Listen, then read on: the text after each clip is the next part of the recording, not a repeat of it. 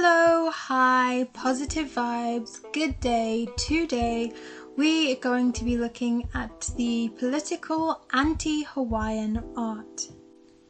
Again, I wanted to say thank you. My little YouTube channel is growing slowly but surely, and I appreciate every single person who watches my videos.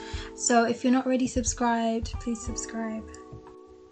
So, for the structure of this video, we're going to firstly look at a little history, which is something I've realized I actually quite enjoy. I think it's partly because I'm doing it for myself and not just for the sake of getting a good grade.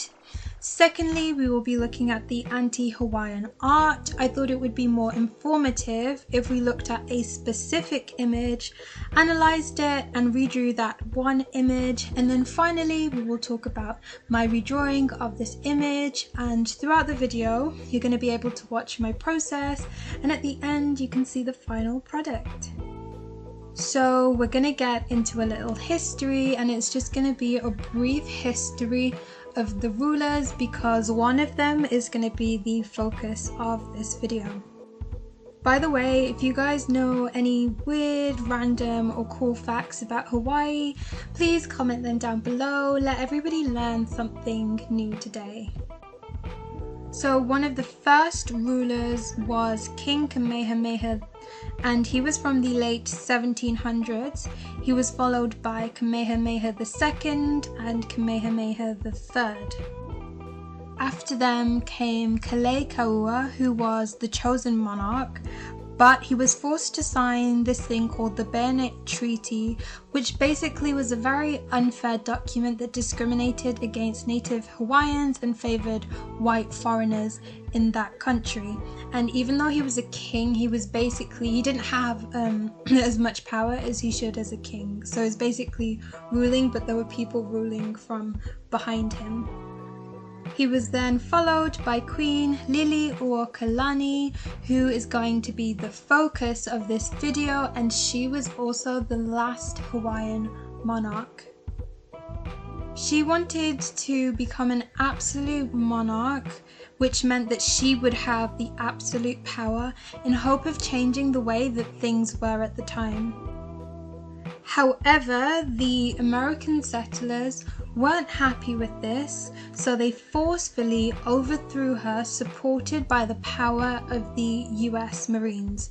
She didn't try to physically fight back, and she also told her people to do the same. Her and her people protested in other ways, such as wearing headbands written in support, and the Queen herself made a quilt that told her own life story. She was forced to sign a document that essentially took away all of her power and handed it over to the new committee that was set to rule over Hawaii, and she was sent away into this tower. In 1898, during the Spanish-American War, American President McKinley, who was the 25th president, I believe, decided to annex Hawaii, meaning that it was dissolved into a part of America.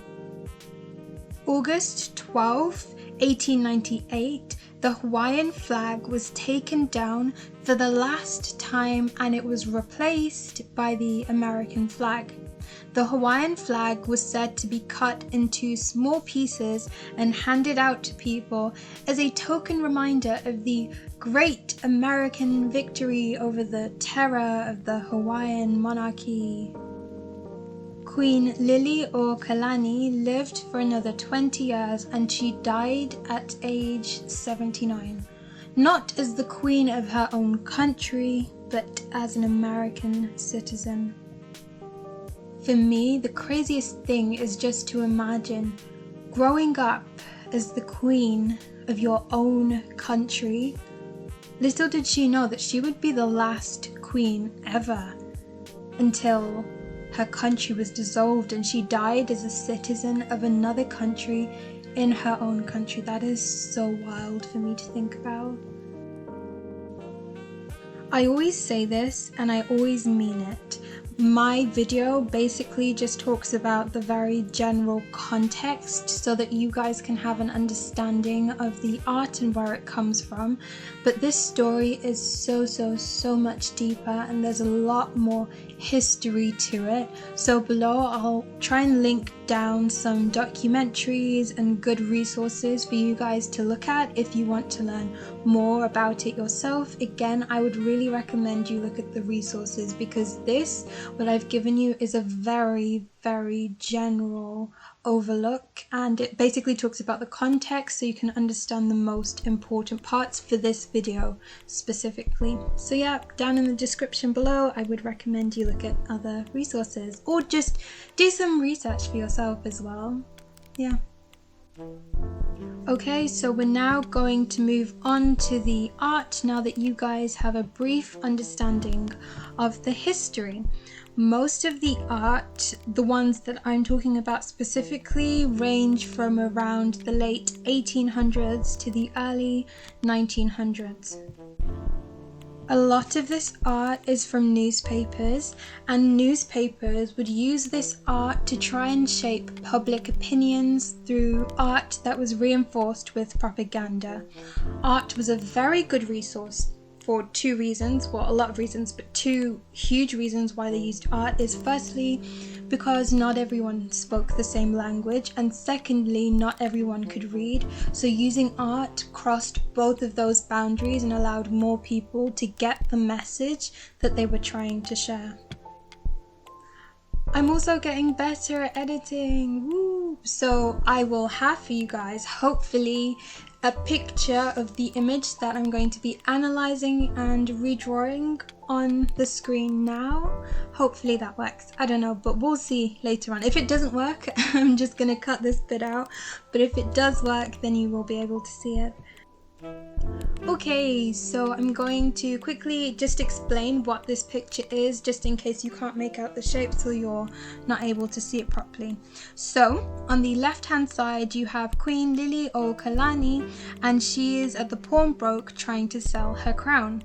At the bottom you can see the text, and it says, Liliuokalina, how much can you lend me on this Honolulu crown? Pawnbroker, I might have let you have a few sandwiches a month ago, but it isn't worth a wisp of hay now. So the first thing that catches your eye when you look at this picture is the way that Queen Liliuokalani is presented. And this is something that you're going to see as a running theme throughout all of the art that I'm going to be redrawing. She's presented as exaggeratedly dark. She has huge oversized lips. She's wearing a scowl. She's got this ugly short little garment that looks like somebody just put it together. She's got a feather in her head, and she's barefoot, and her hands and feet are exaggeratedly dark. It is very obvious that the artist who drew her in this picture is trying to paint her in a negative light. And if you wanted to, you could actually go into a lot more detail by analysing even specific features about her, such as the large oversized feet, which look clownish, they look dopey, they almost make her look like an animal. It's like the artist is trying to show that she's very uncivilized. And I feel like I could spend hours just talking and analysing all of these images and what they mean in relation to the context. And I could easily write a full-on essay about this, because it's just so much to it and it's so deep and interesting. But we only have like a limited amount of time, so I'm going to look at the fuller context of this image again. Because we've been through the history, you guys know that Queen Liliuokalani had her throne forcefully and wrongly taken away. But in this image, it makes it seem as though it was something that she didn't really want. And it's very degrading to say that the country isn't even worth much. It sort of puts the idea in your head that it's kind of better off that she doesn't have the crown because she's careless, and all of these negative attributes the artist has associated with her. There is a lot of art that looks exactly like this, And if you think about it, there are a lot of people at the time who this might have been their main source of information, who would see this and would be persuaded by this propaganda to believe that maybe she was a bad person, or that the Americans coming to Hawaii was actually a good thing.